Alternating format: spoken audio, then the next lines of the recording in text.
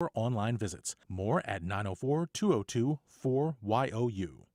ViStar Credit Union is proud to be a production underwriter of First Coast Connect's Friday Roundtable.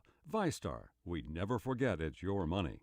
On the web at vistarcu.org. North Florida TPO, proud sponsor of WJCT's First Coast Connect, bringing to the community innovation in transportation planning, commuter services, clean fuels, and intelligent transportation systems. More at northfloridatpo.com. Opinions expressed on the Friday Media Roundtable are those of our panelists and do not necessarily reflect the views of WJCT News.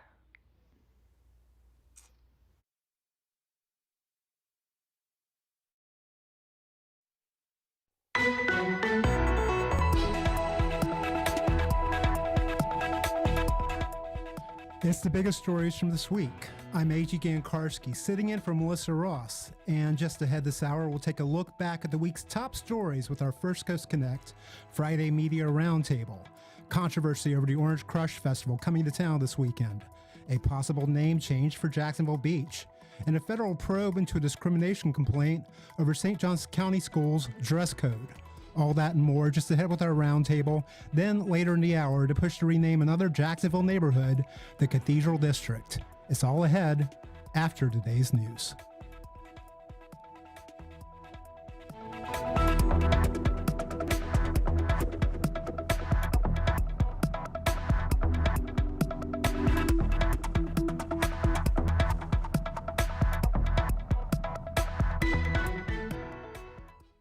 And good morning. It's 1 minute after 9 o'clock. This is WJCT News 89.9 in Jacksonville. A proposed constitutional amendment to allow recreational marijuana in Florida won't be on the 2022 ballot. The state Supreme Court ruled this week that the language in the ballot summary was misleading. According to the High Court, the summary says the amendment would allow limited use of pot for people 21 and older, although the actual amendment does not include that limitation. The group Sensible Florida is calling for marijuana to be regulated like alcohol. Following a nationwide trend, vacation home sales in Florida shot up faster during the pandemic than sales of primary residences. A National Association of Realtors report says vacation home sales in the state grew by about 57% between January and April compared to the previous year. Meanwhile, overall home sales grew by just 20%. Researcher Gay Kororitan says that people were looking to spend more time outdoors last year, making rural counties more attractive. It's really the pandemic that has driven this demand for vacation homes. So working from home allowed them to enjoy a vacation home. Kids are also just schooled virtually. It just enabled people to buy a vacation home. Kororitan says sales shot up faster in counties where vacant vacation homes make up at least 20% of the housing stock. Places like Gulf, Franklin, and Taylor counties in the Panhandle. And vacation home sales grew the fastest in Lee and Collier counties in southwest Florida. Lee was number one in the nation for the greatest sales growth. It's in the upper 70s now, a 30% chance of storms after 1 today. Mostly cloudy, near 91 degrees.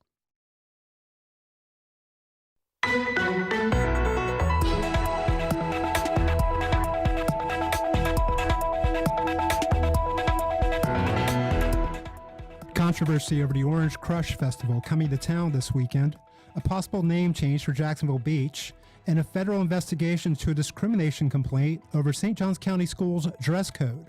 Good morning. This is First Coast Connect. I'm A.G. Gankarski, filling in for Melissa Ross. Thank you for listening.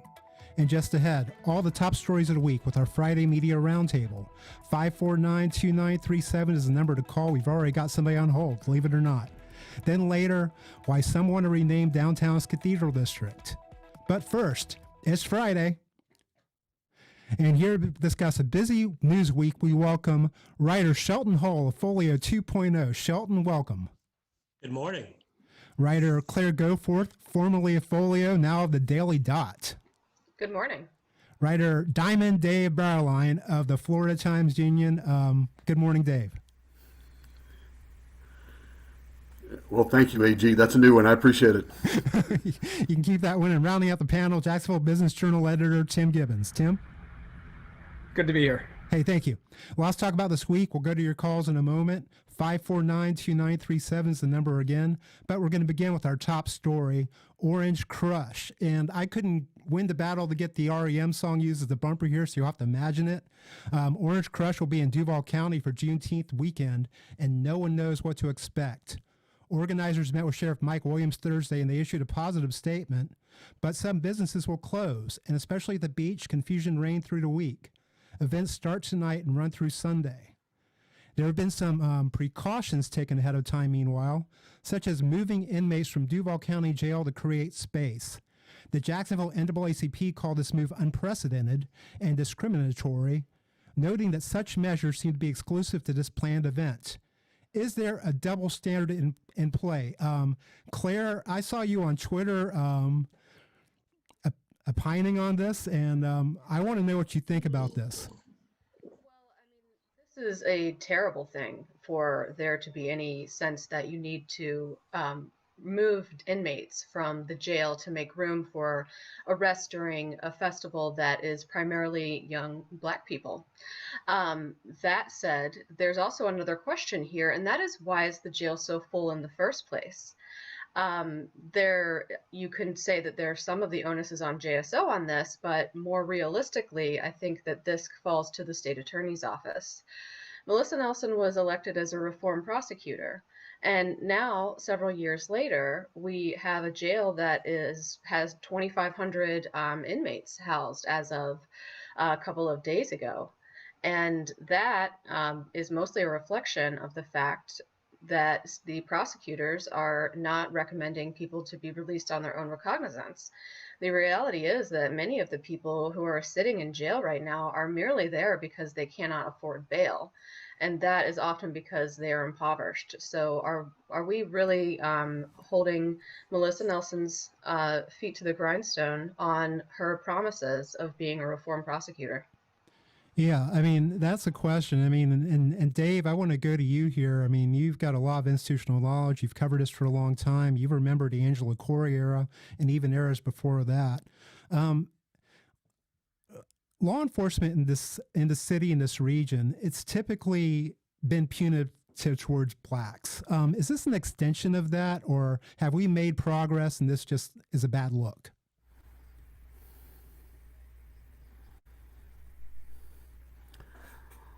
Well, I think it's a tough question. I think, first of all, no one does know what to expect. I do think that the numbers are not that great. 20,000 people is not a huge amount of people compared to what the city has hosted in other events. And I think that's part of the point that the NAACP is making, is that there have been larger events and there hasn't this kind of anxiety bordering on panic. Now, there is a reality that when this festival was done elsewhere, there were arrests, there were reports of bad behavior, trash, litter. And I think, too, this is just a city that's really not used to holding type of spring break-like type gatherings of young people.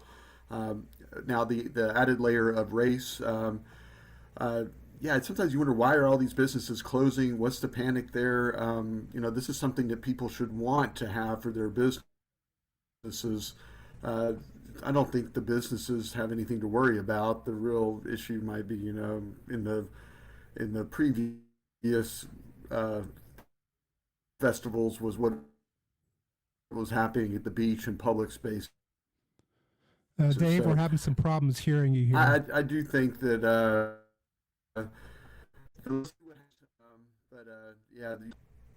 sorry. Hey, no worries. Tim, I want to get you in here to talk about the business case that Dave brought up, because it's key. I mean, we keep hearing about businesses being wrecked by the pandemic, and then, all this federal money going out, and now you've got a situation where you've got like a potential bonanza of business, and got places like Margaritaville and places like that saying that, they weren't going to open. I know a lot of places are walking it back now, but, there's a lot of resistance to this particular festival, especially with Jack's Beach businesses who theoretically, need the traffic. So, where's the disconnect? What am I not seeing here? There's a certain amount of what when David referred to it as panic. I think that is the kind of the thing that has gripped business owners and people in general. That we haven't had obviously a massive event in the past 16 months, but this is not an area that hosts events like this typically, and I think people are freaking out far more than is warranted.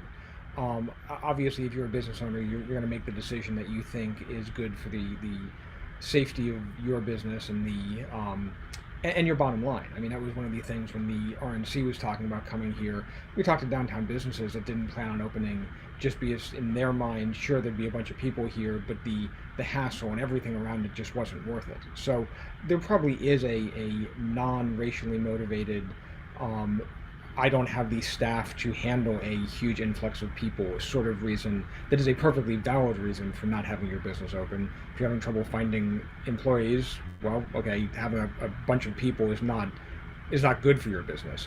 And I'm sure there are people who are reacting in a way that is more racially motivated. I think the overarching thing is, if we're going to grow as a city, if we're going to have events like this, people talk about having, it's dreams of a convention center. We have to be able to handle this sort of thing, and we've shown that we can handle a bunch of drunk people at Florida, Georgia. You're not telling me that those people don't leave trash around. Okay, and Shelton, I want to get you in here too. You and I, we've known each other a long time, and we've seen the scene in the city, the entertainment scene develop. But is there a disparity between events that are catered toward Black audiences and toward majority white audiences in terms of these?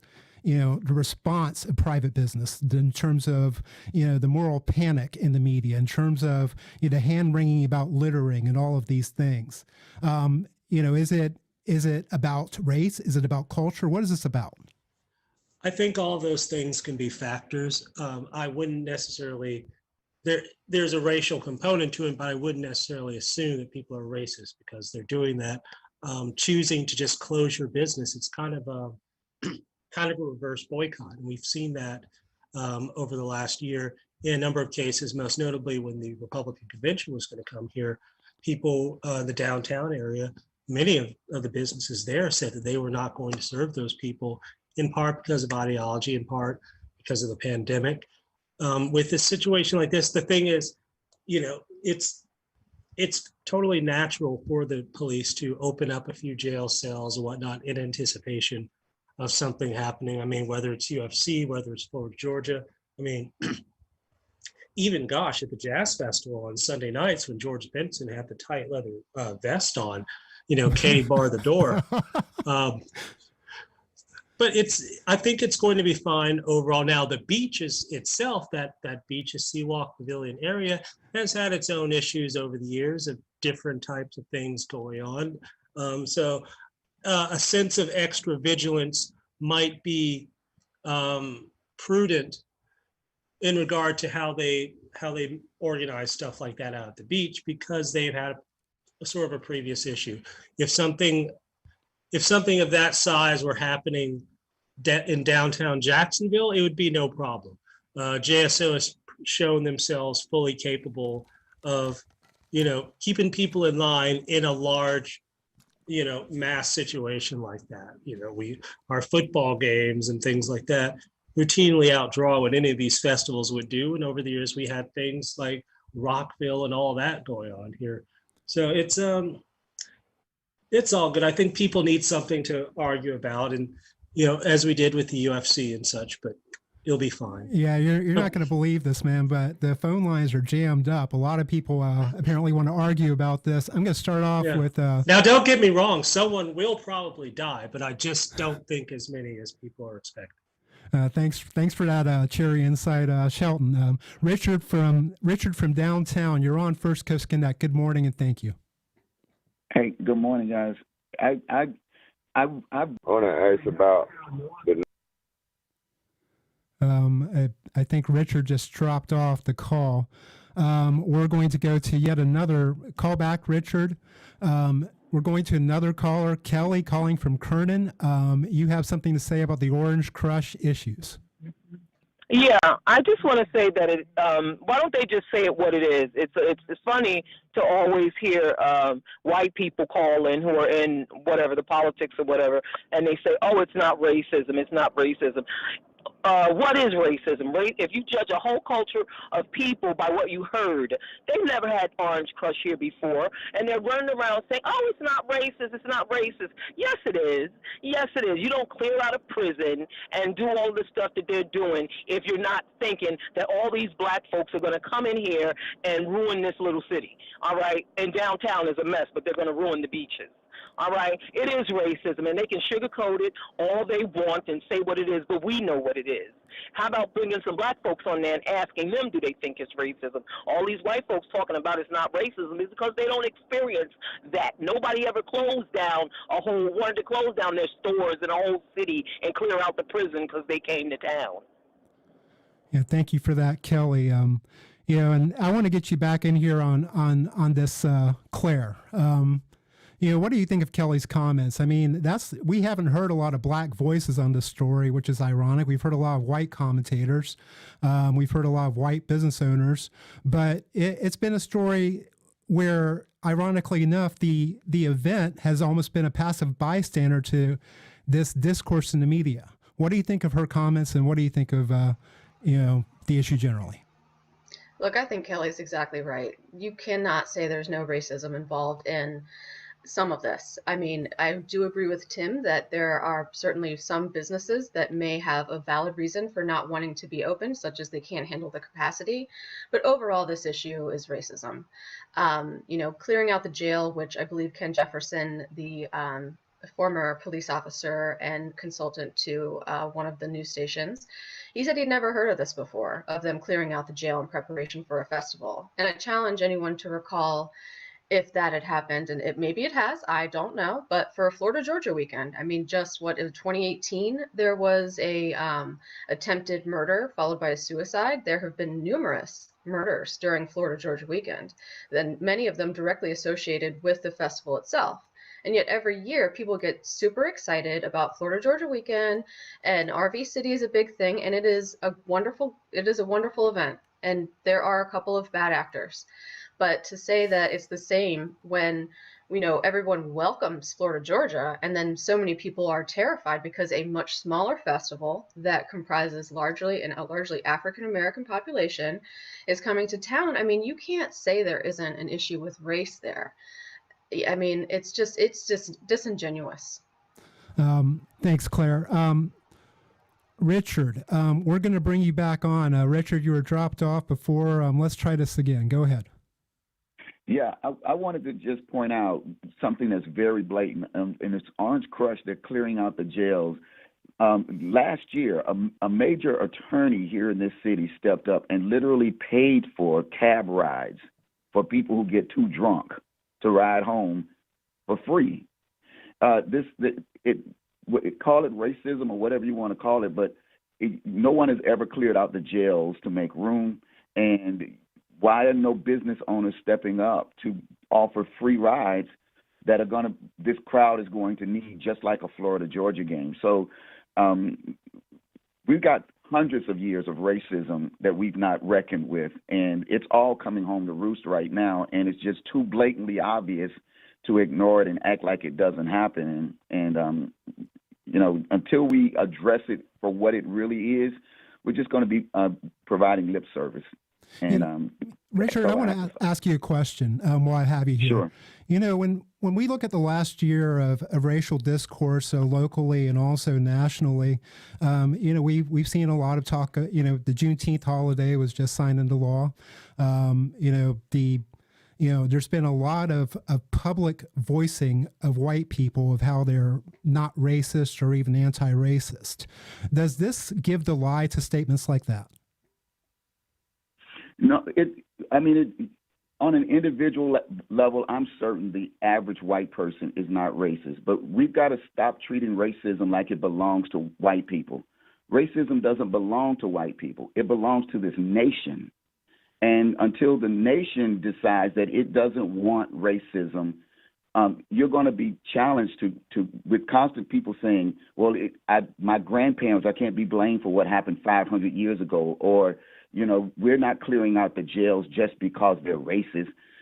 On an individual level, no, racism is really too big to pin on just one group of people. It's something that we've got to own as a group.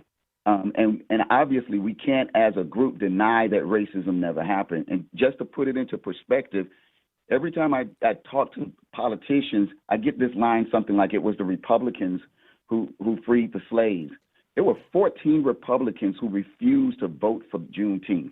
I don't think we can carry that lie that Republicans somehow are the banner carriers for racism, removing racism. So until we start addressing it on a national level, as red, white, and blue and apple pie as America is, racism is also American and uniquely American. We're going to constantly be having these conversations. Hey, thank you for your call. Have a good weekend.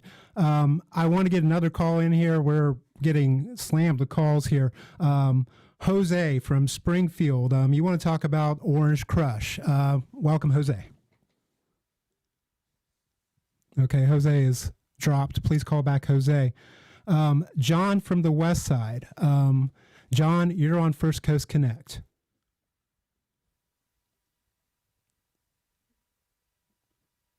Okay, maybe not. All right, we're going to go to one more call. Stanley Scott. Yes, can you hear me? Yes, we can hear you, Stanley. Go ahead. What do you think about Orange Crush? First of all, this is racism as it can be, man. I don't understand why the media, I don't know why the leadership is not standing up concerning this. I have been in over 40 years.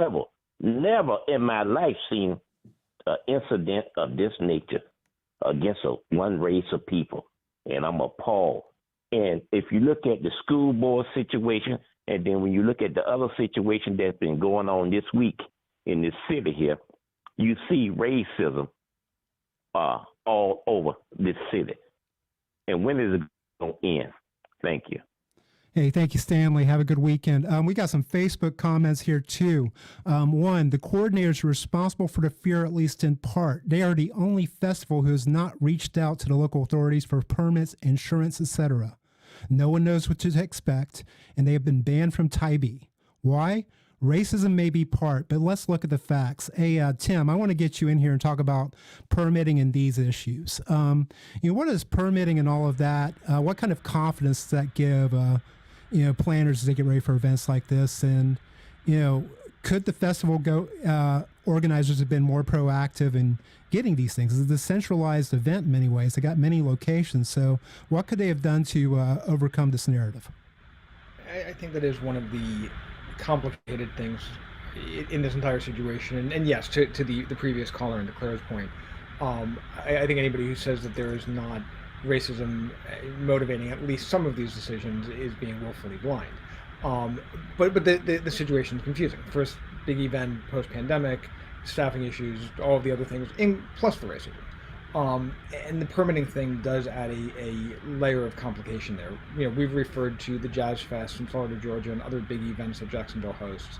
Many of those events are basically put on by the city, or they're put on by an organization, like the Gator Bowl Association, somebody who follows all of these checklists to set up an event.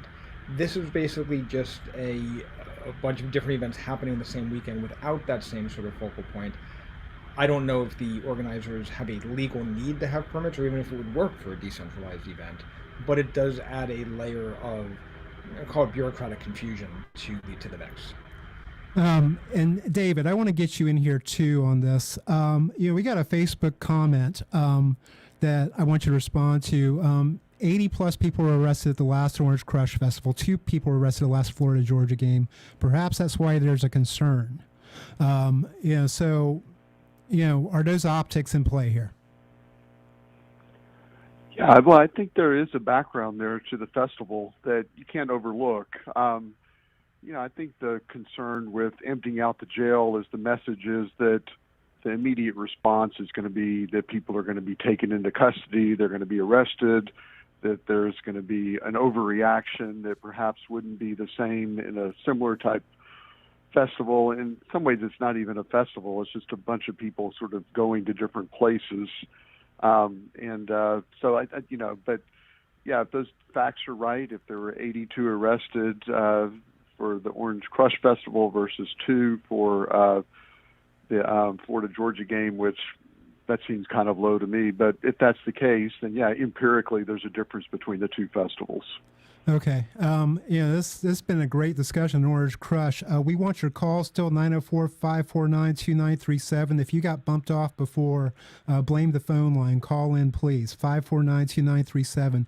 We're going to move on, but we're staying at the beach.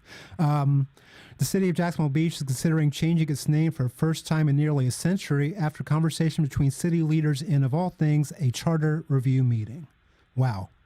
The city last changed its name from Pablo Beach to Jacksonville Beach back in 1925. Before it was named Pablo Beach, it was known as Ruby Beach, named after the daughter of the founding family. And everything old is new again. The city is now considering a rename. They're looking at Pablo Beach, Ruby Beach, and a truncated Jax Beach. Mayor Christine Hoffman says the process could take years, so we're going to be talking about this quite a bit. She says, we're going to rely on citizen feedback. It's their city, and if they don't want to change the name, then we're not going to change the name. But if they want us to look forward further into it, then we will. So let's talk about potential rebrand for Jacksonville Beach. Do they need to change their name? What name would you pick if it were up to you? 904-549-2937 is the phone number to call. Shelton, I want to get you in on this. What's this naming thing all about?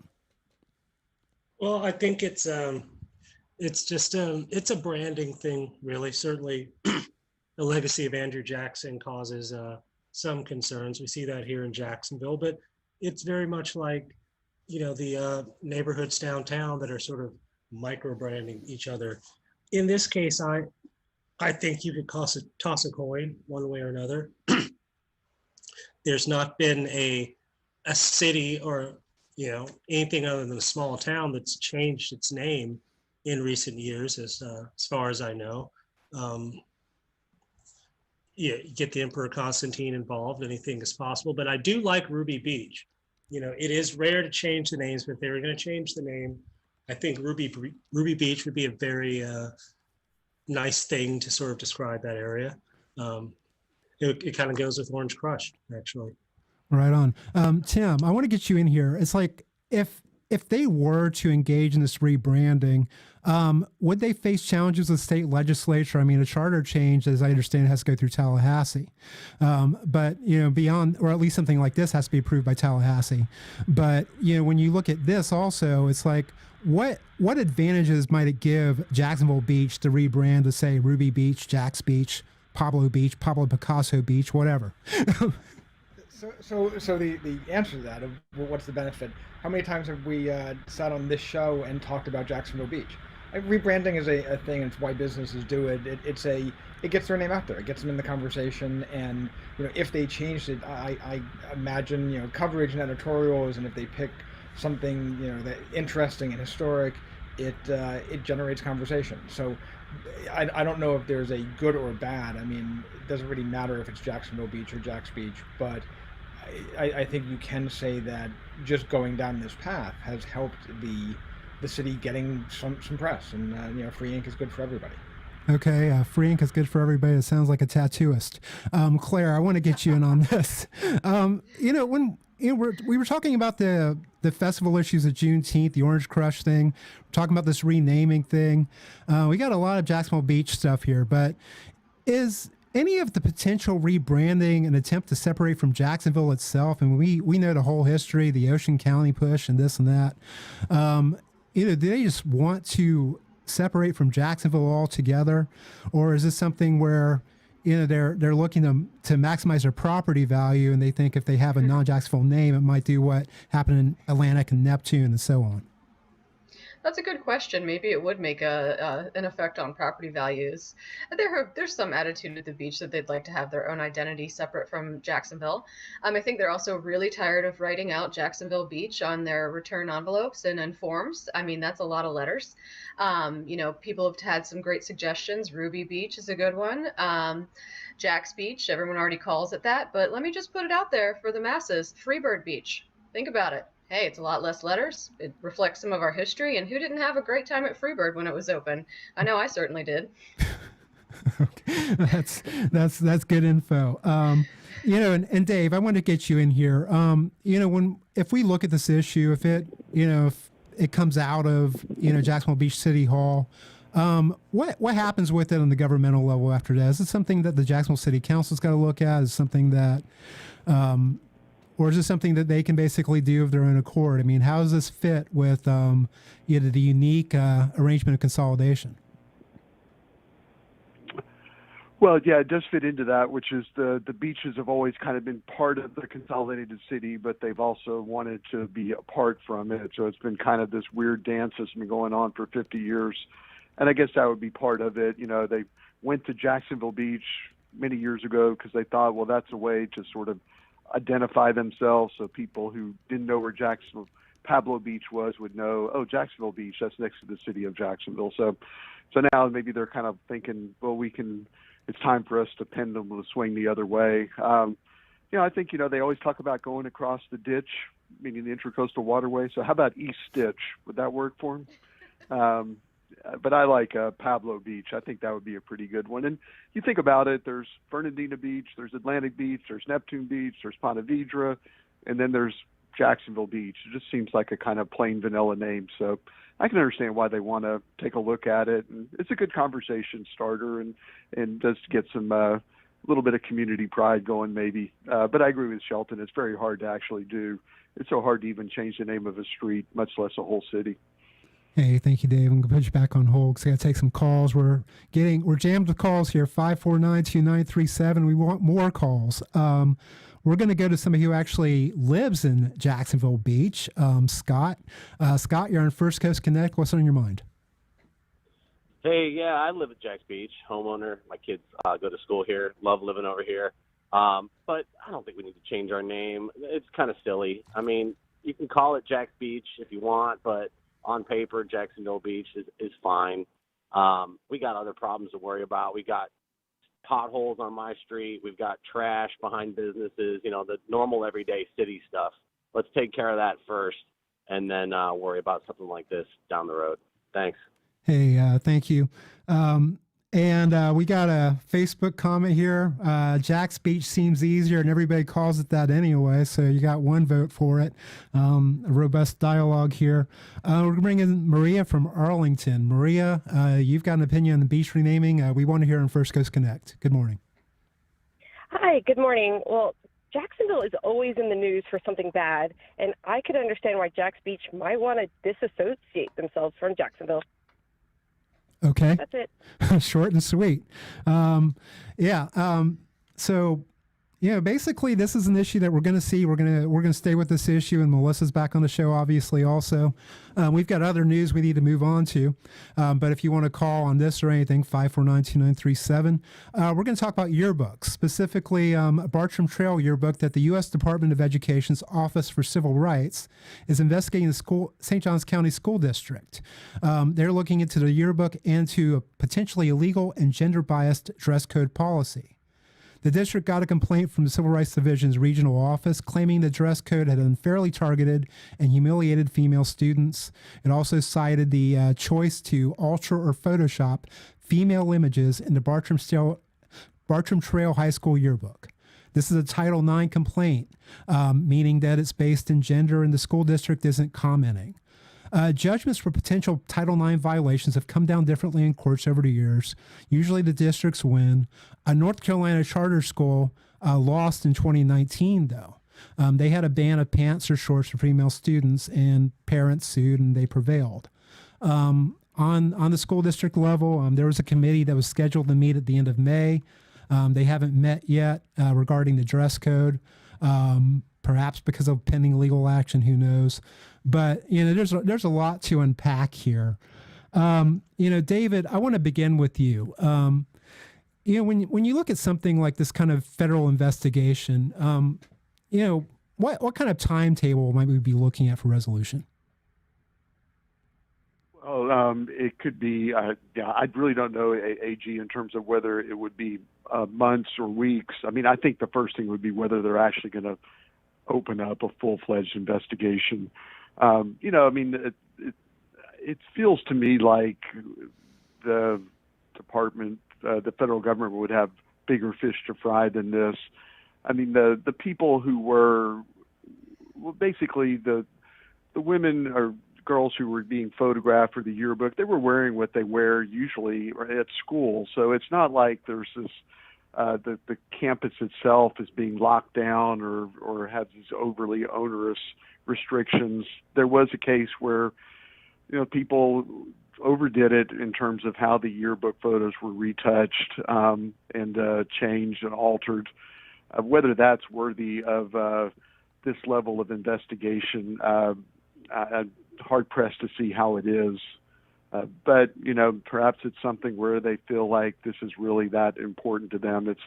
It's really an issue of changing the photos as opposed to having a dress code policy that would prohibit the attire that the female students were wearing in those yearbook pictures. Okay. I want to get you on this, Claire. Claire, you're the only female on the panel today. So you've experienced dress codes differently than the rest of us. Are dress codes used as a way of programming, as a way of regimenting male and female students? Are dress codes a means of control? And are these questions relevant to this investigation? I mean, does it matter that they had a dress code at all? I mean, is it just modesty or something bigger at play here? I don't know if it's relevant to the investigation, but it certainly is relevant to the conversation. Women's bodies are consistently enforced in ways that are inconsistent with the ways that men's bodies are enforced. I mean, case in point, the male swim team in this school was photographed in Speedos, and that photo made it into the yearbook. They were showing nipples. I mean, that is obviously not on par with a girl who had in many of the pictures that I saw, a rather modest top on, having any hint of cleavage airbrushed away. I mean, it sends the message that women's bodies are something to be ashamed of. And while certainly there is a line, and I'm okay with there being some kind of dress code, it's just, it's consistently enforced in such a way that it puts the onus on women to be responsible for men's reactions. And it doesn't ask the question and put the responsibility on the men for why they react like that. Why is a woman's flesh distracting? I was a teenage girl. I certainly remember being distracted by other people in my class. I mean, hormones go both ways. And to say that these girls wearing tops that are perfectly acceptable or somehow doing something wrong, it shames them. And that's come on, it's 2021, people. Let's get with the program and let's move past some of this sexism. Yeah, we have a commenter who agrees with you. Colleen says, this is an issue down to middle school and how they make girls feel conscious about what they wear, too conscious about what they wear. Shelton, I want to get you in here on this too. When we look at this and we look at St. Johns County's, history of school enforcement, we can remember they had an issue a few years ago with a transgender student that they had a dispute about bathroom access. So this kind of thing happens in St. Johns County where they seem to push the culture war issues. Why do you think that happens? Well, I don't know. I mean, I don't see the point of being so concerned about hemlines in a flood zone. Seems like a bit of a waste of time. Yeah, this past year for the schools in Northeast Florida has been probably the worst year for our schools since the 60s, as far as the pressures and the challenges they've been facing. And this situation here, even as dress codes go, this was just exceptionally stupid and embarrassing. And, I feel bad for everyone involved who has to be involved in that situation. The person who has to go and Photoshop these the pictures in the yearbook. You have to put that on a resume. That's something you have to take with you on a job situation. I would love to know who did that. It's really a shame. It's sad that teenage girls have to feel in any way pressured or any way not fully empowered to live the way that they want to live. Same for everyone.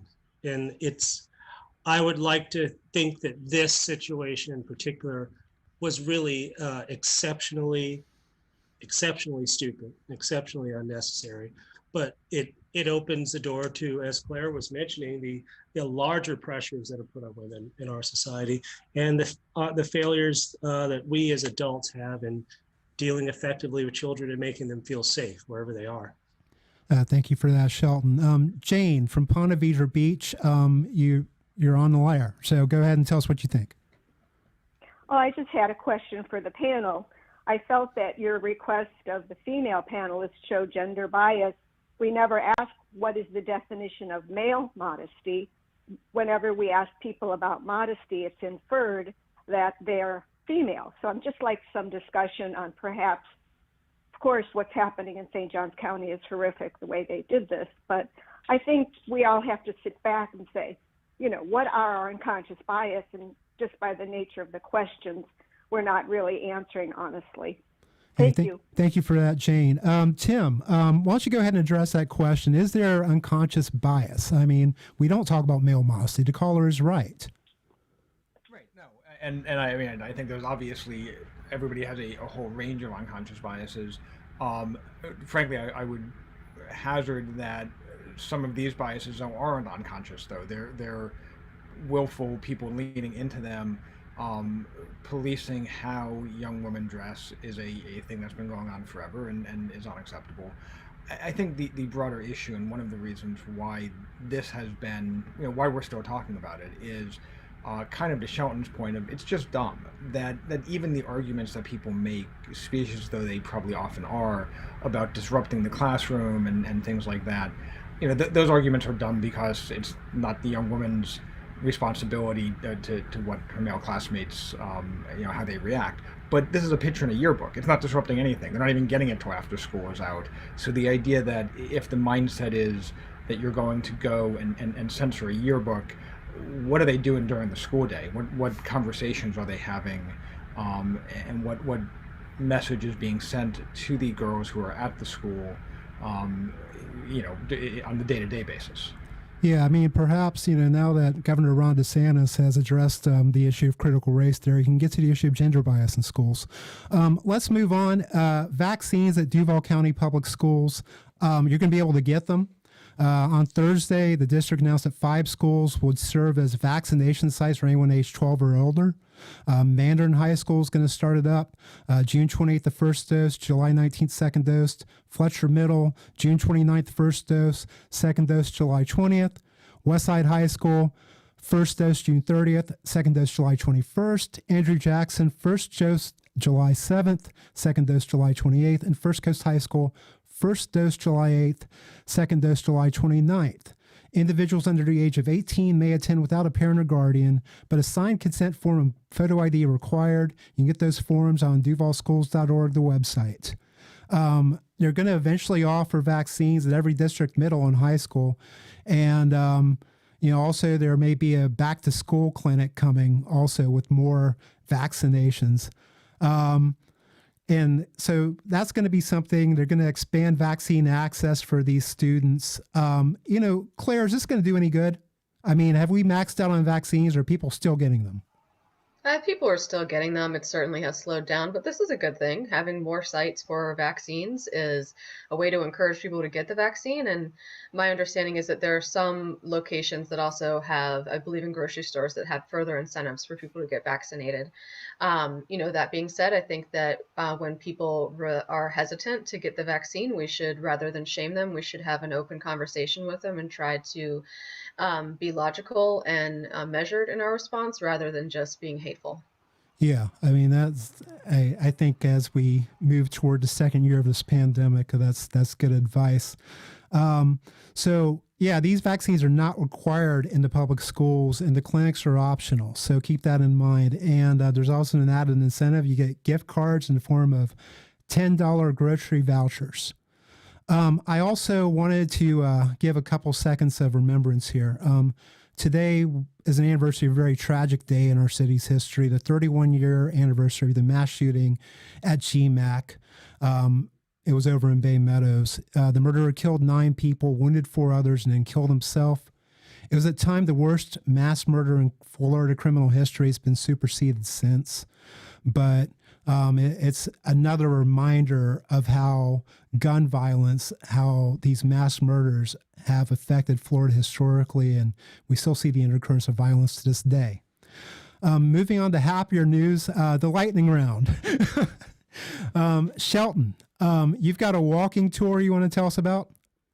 Yeah, my friend Gary Sass, who runs Ad Lib Luxury Tours, they do the downtown tunnel tours. We also do a thing called Legends and Liars. On Friday nights, Bold City downtown, 7 p.m. He's out of town. I'm guest hosting tonight. We're talking about local music, walking around downtown, having some nice libations. Everywhere, show up at Bold City downtown, 7 p.m. Yeah. Okay, so show up at 7. Okay, good. Hey, David. David, I want to get you in here. What are you working on this week in terms of lightning round stuff? Well, I would say that there was a lot of great coverage by a lot of different media outlets of the 150th anniversary of James Weldon Johnson's birth. It was really interesting talking to people about it. It's just fascinating how a lot of the memories of Johnson were sort of passed down at kitchen table conversations, and now it's kind of spreading to the larger community. It's just been interesting to watch it happen. And since we were talking about changing names of Jack's Beach, there is a petition out there to change Jacksonville to Johnsonville. So let's see what happens here. Johnsonville, that sounds good. Tim, what's happening at the Business Journal? What are you working on right now, and what can we look forward to for Monday? So a lot of downtown stuff. We're going deep into the shipyards and the Jaguars plans for that, and the interesting changes and how they're pitching it to the public. So that's going to be a long-running story, but it'll be interesting to see what happens on that project. Okay. Claire, what are you working on these days? Go ahead and tell us what we can look forward to from you. Well, as the news has recently reported this week, Florida was quite the hub for people who planned and participated in the insurrection, and you will see further coverage of the far-right extremist groups and racist groups from me at the Daily Dot, including some Floridians. We have a second here. Can you tell us briefly why Florida is such a hotbed for this sort of activity, and specifically this region of the state? Well, that is a very good question, AG. There are a lot of people who are really active in the far-right extremist world who happen to live here. It has long been a very racially charged area, as are rich and somewhat tragic, but also there's some good and bad to our history and civil rights. But Florida just attracts all kinds of interesting folks, and among them are some people that perhaps we'd rather not live here, including far-right extremists. Yeah, interesting folks indeed. We have another major news item that I almost forgot to mention. Gardner Minshew, a depth chart quarterback for the Jacksonville Jaguars, has gotten a haircut. Shelton, I want to get you in here on this because you haven't gotten a haircut in decades, and you never will. That's true. So what was the significance of Minshew's haircut? Well, okay, first of all, 23 years without a haircut. I've had quite a few yanked down the streets, but that's another story. That's true. Mr. Minshew, he took the nation by storm. He took the territory of Jacksonville by storm with his boyish good looks and his go-get-it attitude. That mustache was one of the most iconic mustaches in Jacksonville history, right up there with that of Shad Khan himself. It's losing the mustache. It's losing a piece of our memories. It's losing piece of our soul. It's but like the when mullet, Shelton, architecture comes down. The mullet, or when like they take something off the value menu at McDonald's. It's an emotional roller coaster for all of us. But we stand together as one community, and we have his support, and we support his stubble.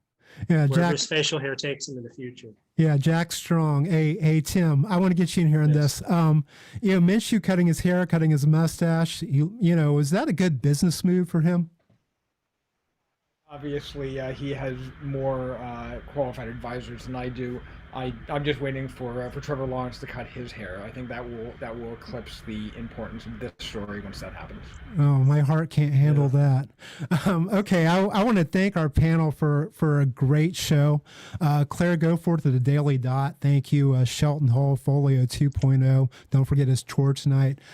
Dave Barline of the Florida Times Union and Tim Givens of the Jacksonville Business Journal. Thank you so much for making this great. Happy birthday, AG. Oh, gosh. Happy birthday. 29 years. Thank you. Okay, so we'll be back soon. We'll be right back in a moment. The push to rename another Jacksonville neighborhood, the Cathedral District.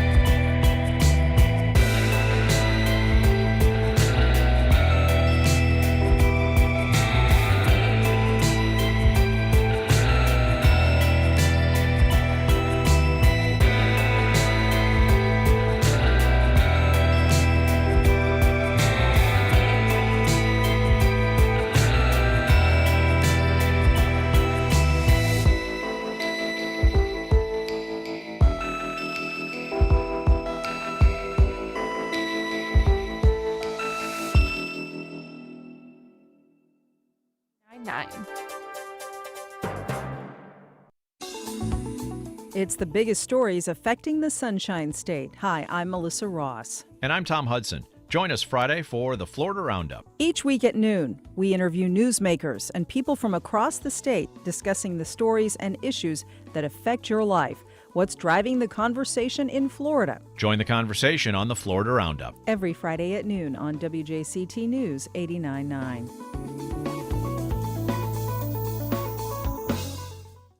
A summer summit, but feelings are kept frosty. This is not about trust. President Biden heads home having delivered his message to both friends and foes. This is about self-interest and verification of self-interest. In Washington, Congress votes overwhelmingly to make Juneteenth a federal holiday. We'll get to all of it on the Friday News Roundup, next time on 1A. Today, starting at 10 on WJCT News 89.9. Welcome back. It's a growing downtown neighborhood featuring historic cathedrals and some of the highest points of land in the city. Jenny Myrick heads up the Cathedral District nonprofit. She spoke with Melissa Ross on plans to rename the neighborhood Cathedral Hill. Hi, Jenny. Good to talk to you. Thanks for joining us. Good morning, Melissa. How are you today? Doing great, thanks. And I'm excited to hear more about the city's Cathedral District, which is actually getting a new name. Tell us about this rebranding effort. Well, it's very exciting. We were approached by the Downtown Investment Authority, the DIA, when they did an analysis of all of the downtown neighborhoods. And the conclusion was that the word district is kind of old and stodgy, and we had never given it a moment's thought, to tell you the truth. We just took it off the city's GIS map for Cathedral District when we first started 5 years ago. So we tossed around a few ideas, and we have come up with a new name called Cathedral Hill. And it's relevant because the Cathedral District is the highest point of the city. And historically, every cathedral in every city in Europe and the United States have always been built on the highest point of the city. So it's really relevant in the new bicentennial that's about to be celebrated for next year, because people walked right up the street, about 3 or 4 blocks up the street, and boom, they were right there at St. John's Cathedral. So it's kind of fun. We're going to roll out the name probably the middle or the latter part of this month with a little strategy done by an advertising agency. And we hope that everybody will catch on to it. They certainly caught on to Cathedral District really easily. But Cathedral Hill is really much more reflective of who we are and where we are. Right. That's a cool shift in branding. And then going beyond the name of the neighborhood, you have a lot of plans for Cathedral Hill, for really making it Yeah, more of a we do. destination. Tell us what is part of the vision. Well, our nonprofit is kind of a funny little thing. People misunderstand it. It is not a historic preservation nonprofit that is focused on restoring and rebuilding historic buildings. Although we have probably 5 or 6 of the most important historic buildings in the city of Jacksonville in the district. So it's our focus is twofold. One is economic development, to build residential neighborhood, build it up in the neighborhood. And then the second is to do what I call placemaking with the residents who live there now and for others who might want to live downtown. So right now, in the last 18 months, we have either in the works, either financing or under construction, about 300 apartments in the Cathedral District, and about $42 million worth of capital investment. So we're on a roll. People are interested in what we're doing, and we hope that we can maintain their interest. So with the old adage that retail follows rooftops, you want to get a critical mass of people living in the district and then grow out from there? Exactly. You sure know your stuff. Not like you, but retail does follow rooftops, right? And when you have our kind of fuzzy goal, we're not sure it's a hard number yet. It's about 2,500 residential units. So we've got a ways to go, but we've only been in business for 5 years, and we think we're doing pretty good. There's really been a push to develop all of these neighborhoods in the urban core that have been neglected over the years or just haven't been seen as buzzy destinations. How does Cathedral Hill work in tandem with Brooklyn and the East Side and some of these other neighborhoods that are trying to do similar things? Well, what the DIA discovered is actually very actual. There are probably a dozen different neighborhoods in downtown, particularly if you take in Brooklyn, and each one has its own unique personality. So in Cathedral Hill, we are a leafy green neighborhood with lots of sidewalks. We have about 1,500 residential people who live there now. One of the most beautiful little hidden secrets downtown are the Cathedral Parks, which are townhomes. There are 52 townhomes on Church Street that have been there since 2000. They're all privately owned. They're market rate, and they are stunningly beautiful on the inside. So if you look back on St. John's Cathedral at night, there's some uplighting that was put in on the little park we call Cathedral Park, and it looks beautiful from their vantage point. So each neighborhood has its own unique personality, and I think that's what the DIA is all about, the business of producing and using it to draw not only residential people but also commercial developers. Lots happening. It's now known as Cathedral Hill, formerly the Cathedral District. And she is president and CEO, Ginny Myrick, of the nonprofit supporting the growth of Cathedral Hill. Check it out online and visit the neighborhood. Ginny, thanks so much. You're welcome. Thanks for calling. That's our program. Thanks to all of our guests and callers. Our producer is Heather Schatz. Josh Torres is our director. Our editorial director is Jessica Palumbo, and Bill Borchfield is our digital editor. Have questions or comments about First Coast Connect? Send an email, firstcoastconnect@wjct.org. I'm A.G. Gankarski, and you're listening to First Coast Connect on WJCT 89.9 Jacksonville. We'll be back on Monday, but if you missed anything, listen to our rebroadcast at 8 p.m. and find today's show at WJCT.org and on your favorite podcast platform. Have a great weekend.